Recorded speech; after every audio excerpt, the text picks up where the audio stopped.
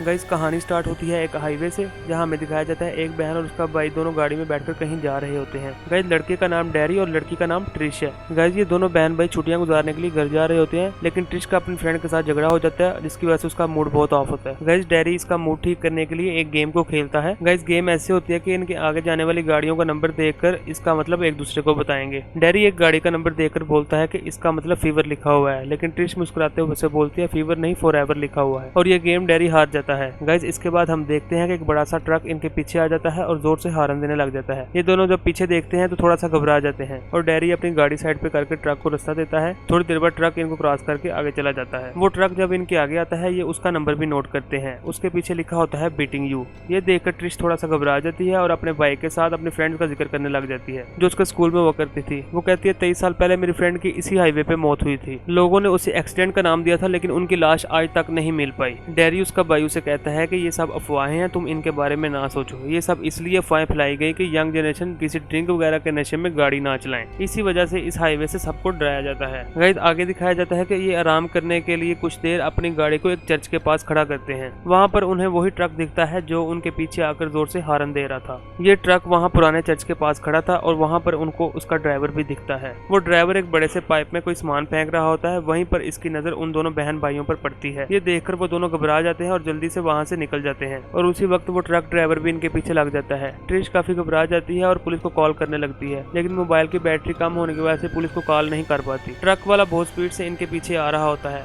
वो इनकी गाड़ी को टक्कर मारता है। इनकी गाड़ी मोटरवे से उतरकर नीचे खेतों में आ जाती है, लेकिन इनको कोई जानी नुकसान नहीं होता। उनकी कार काफी डैमेज हो जाती है। डैरी कपड़े की मदद से कार की डिक्की को बांध देता है। डैरी अपनी सिस्टर ट्रिश को बोलता है हमें इसी वक्त वो पुराने चर्च की तरफ जाना चाहिए और हमें वहां जाकर देखना चाहिए क्या मामला था। ट्रिश काफी गुस्से में आ जाती है और उससे बोलती है कि तुम्हारा दिमाग ठीक है, हमें कोई ऐसा रिस्क नहीं लेना चाहिए, हमें बल्कि दूसरे शहर जाना चाहिए जो हमारी मंजिल है, और अगले शहर पहुंचकर हम सब कुछ ये पुलिस को बताएंगे। लेकिन डैरी उसे बोलता है क्या तुम ये नहीं जानना चाहती कि वो ट्रक ड्राइवर कौन था, उसने हमें क्यों टक्कर मारी। डैरी किसी तरीके अपनी सिस्टर को एग्री कर लेता है।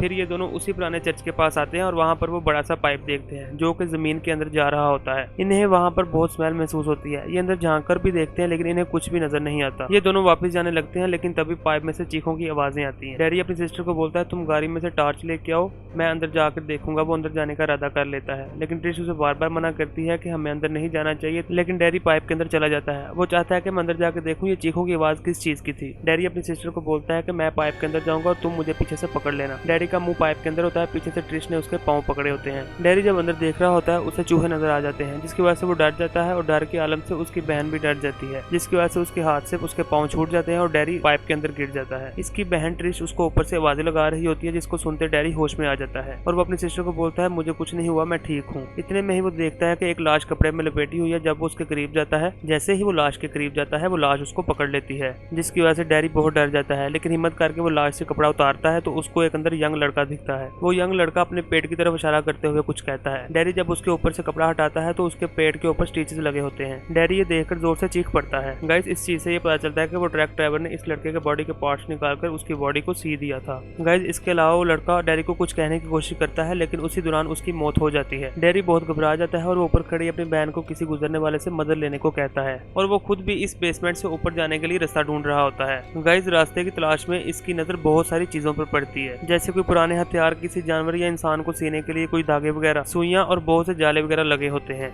चलते हुए इसके शूज के लेसेस खुल जाते हैं। जब उनको बांधने के लिए वो नीचे होता है उसके शूज पर कोई ड्रॉप गिरता है। जब ये देखने के लिए छत की तरफ ध्यान करता है इसको ऊपर बहुत सारी लाशें नजर आती हैं। इतनी लाशें का गिनना भी नामुमकिन था। इन्हीं लाशों के दरमियान इसको वो लाशें भी नजर आती हैं जो इसकी बहन ने इसको रास्ते में बताया था आज से 23 साल पहले। उसकी दोस्त जो उस हाईवे से लापता हो गई थी। गाइस हम देखते हैं कि इन लाशों को एक दूसरे के साथ सिया होता है सुई धागे के साथ। सब की सब लाशें ऊपर चिपकी होती हैं। गाइस दूसरी तरफ हम देखते हैं कि ट्रिश बाहर अपनी गाड़ी के पास खड़ी होती है किसी से मदद लेने के लिए। दूर से एक ट्रक आता देखकर वो बहुत घबरा जाती है और जल्दी से गाड़ी में बैठकर गाड़ी स्टार्ट करने लगती है, लेकिन गाड़ी गियर की वजह से गाड़ी चल नहीं पाती। लेकिन जैसे ही वो ट्रक करीब से गुजरता है इसको सुकून की सांस आती है, क्योंकि वो कोई और ट्रक होता है। इतने में ही डैरी किसी तरीके बेसमेंट से बाहर आ जाता है।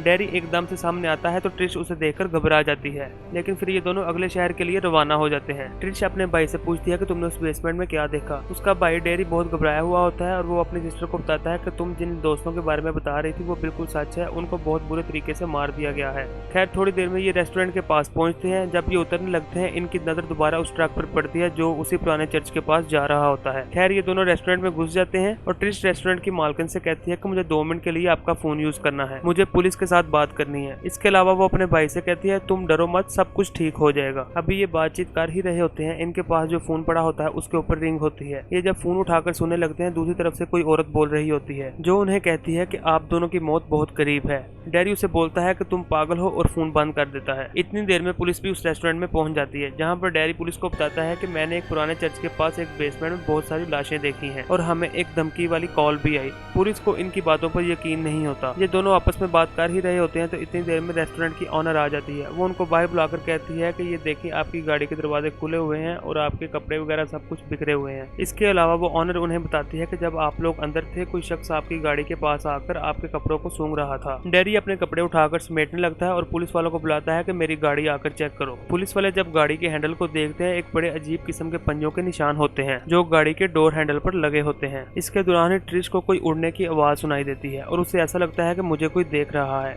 और पुलिस को भी शक होने लगता है और वो इनके साथ उसी चर्च पर चलना शुरू कर देते हैं। ये सब लोग गाड़ी में सफर कर रहे होते हैं। सफर के दौरान हम पुलिस की गाड़ी के ऊपर किसी अनजान चीज को बैठा देखते हैं और पुलिस वालों को भी ये महसूस होने लगता है कि उनकी गाड़ी के ऊपर कोई चीज है। पुलिस वुमेन अपनी गाड़ी का शीशा खोलती है और ऊपर देखने लगती है कि ऊपर क्या चीज है। जैसे ही वो बाहर निकलती है उसको ऊपर पड़ी हुई चीज उसको ऊपर खींच लेती है। पुलिस मैन अपने साथी को बचाने ही लगता है। इतनी देर में गाड़ी के ऊपर से एक हाथ अंदर आता है और पुलिस वाले को भी ऊपर खींच लेता है और वो चीज कुल्हाड़ी के साथ पुलिस वाले पर हमला कर देती है और उसे जान से मार देती है। इन दोनों बहन भाइयों की गाड़ी के ऊपर भी कुछ गिरता है जिसे देखकर ये बहुत डर जाते हैं और जल्दी से गाड़ी को रोक देते हैं। ये थोड़ा आगे चलकर देखते हैं तो पुलिस वाले की गाड़ी बुरी तरह डैमेज हुई होती है और उनकी गाड़ी के ऊपर जो चीज गिरती है वो कोई और नहीं बल्कि पुलिस वाले का सर था। इतने में ही गाइस पुलिस कार का दरवाजा खुलता है और वो कातिल पुलिस कार में से निकलता है। निकलते ही उस कटे हुए सर को उठाता है और सूंघने लगता है। ये देखकर डैरी फिर से बहुत घबरा जाता है और जल्दी से दोनों गाड़ी में बैठकर वहां से चले जाते हैं। टैरिश बहुत तेज गाड़ी चला रही होती है और इसे तेज चलाता देखकर इसको भाई आहिस्ता चलाने को बोलता है।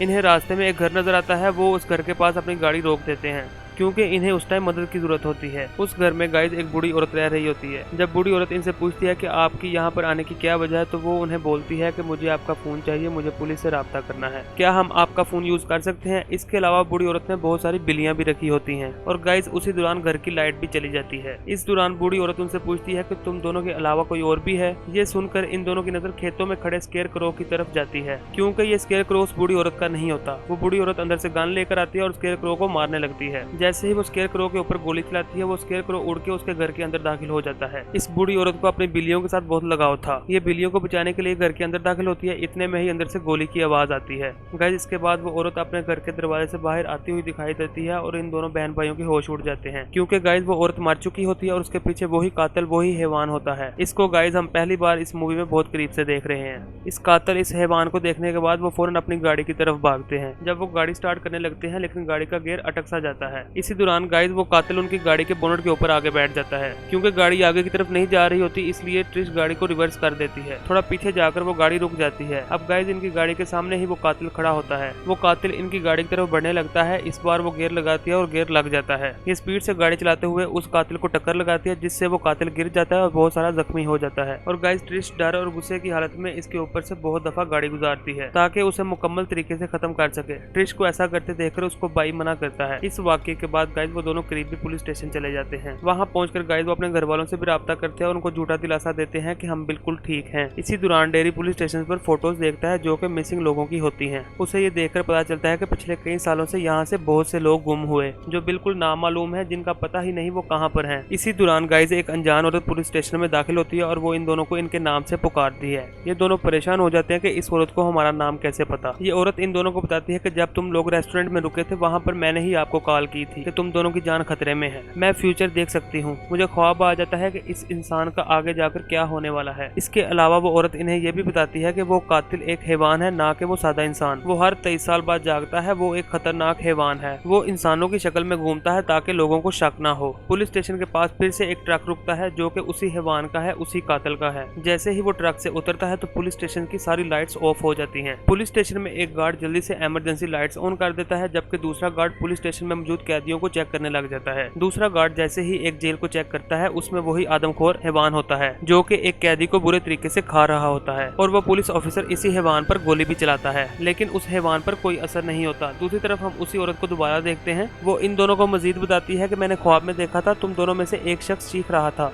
शायद तुम दोनों में से एक ही मरेगा। वो औरत इन दोनों को अपने साथ आने को कहती है और वो तीनों यहाँ से भागते हुए दिखाई देते हैं। दूसरी तरफ गाइस काफी सारे पुलिस ऑफिसर्स आ जाते हैं और बेसमेंट में चले जाते हैं, ये देखने के लिए वो चीज है क्या। इनमें से एक पुलिस ऑफिसर आगे जाता है, जैसे ही वो आगे जाता है वो हैवान इस पर हमला कर देता है और इसका दिल निकाल कर आगे बढ़ जाता है। फिर वो आदमखोर क्रिश और डेयरी वाले कमरे में आ जाता है और यहाँ पर पहुंचकर वो इन पर हमला कर देता है। सबसे पहले वो उस औरत को पकड़ता है, वो उसको सूंघता है लेकिन छोड़ देता है। इसके बाद वो उन दोनों बहन भाइयों के पीछे भाग जाता है। गाइस यहाँ पर ट्रिश खुद को शीशे में देख रही होती है, जिसे एक तरफ अपना अक्स नजर आता है और दूसरी तरफ वही हैवान नजर आ रहा होता है। वो हैवान इसे सूंघ रहा होता है, जहाँ पर वो ट्रिश को छोड़ देता है और उसके भाई डेरी को पकड़ लेता है। ट्रिश उसे बोलती है कि मेरे भाई को छोड़ दो, बल्कि तुम मुझे लेकर जा सकते हो। यहाँ पर यह हैवान ट्रिश को घूरने लगता है, लेकिन खिड़की से जंप मारकर उड़ जाता है और इसके हाथों और पाँव में डेरी भी होता है। डेरी को दूर जाता देखकर ट्रिश उनके पीछे भागती है ताकि वो उसकी जान बचा सके, लेकिन वो हैवान उसे लेकर ऊंचा उड़ जाता है और ट्रिश चाह कर भी कुछ नहीं कर पाती। इसके बाद गाइज हम वही पुराना चर्च देखते हैं जिसमें बहुत सारी लाशें थी, और यहाँ पर गाइज हमें पता चलता है कि डेरी को भी जान से मार दिया गया है और इसकी आंखें निकालकर वही हैवान खा चुका होता है।